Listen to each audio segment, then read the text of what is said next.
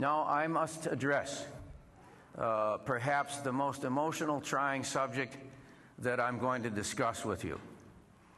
We will have to scale back those social services for which funding no longer exists. There are some contracts, for example, entered into by the previous administration that assumed the existence of additional federal funds for temporary assistance for needy families. I am saying that not that this was done with anything other than the best of intentions.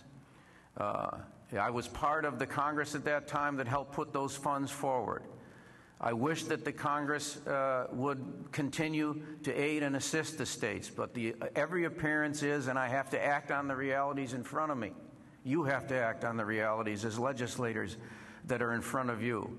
It is every likelihood that those funds will not be any longer available.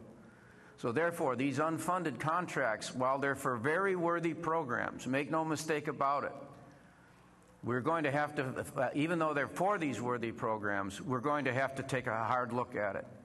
We must now find new ways to support our neighbors. We must acknowledge, without flinching, the fact that the rising cost of health care also requires we cut back on benefits provided to Medicaid patients in the coming years in order to sustain health coverage of any kind for eligible individuals and families. We are the ones on the state level that have to provide the Medicaid side in conjunction with the federal government.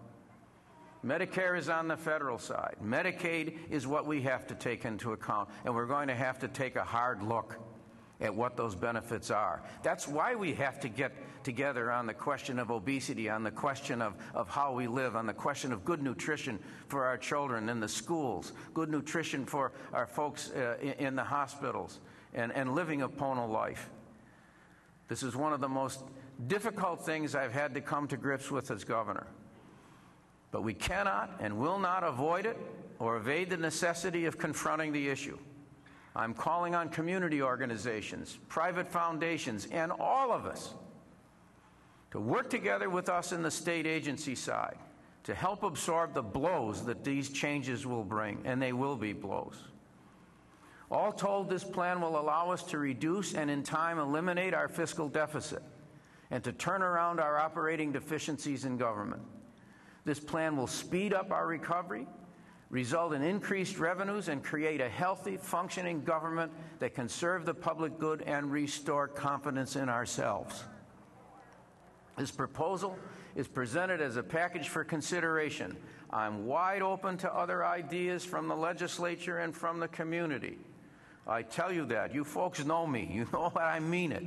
I'm wide open. This is not presented from on high as a fait accompli, that it's already been thought through and all you have to do is put your rubber stamp on it. That's not the condition at all. That's not the way I work.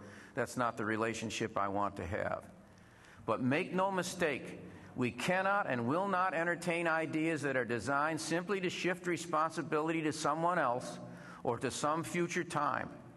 In the end, we must come to an agreement now that is balanced in its impact, that is adequate to restore the functions of government, and does not create counterproductive barriers to economic recovery.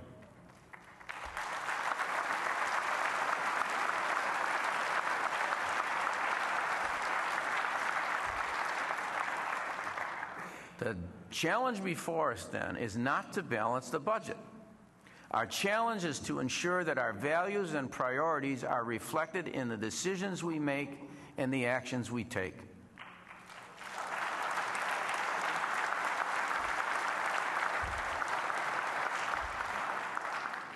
And boy, do I mean what I'm going to say now. The time for debate which merely goes through the motions, or rhetoric for the sake of a safe harbor political agenda, has expired. Everyone must be prepared to contribute.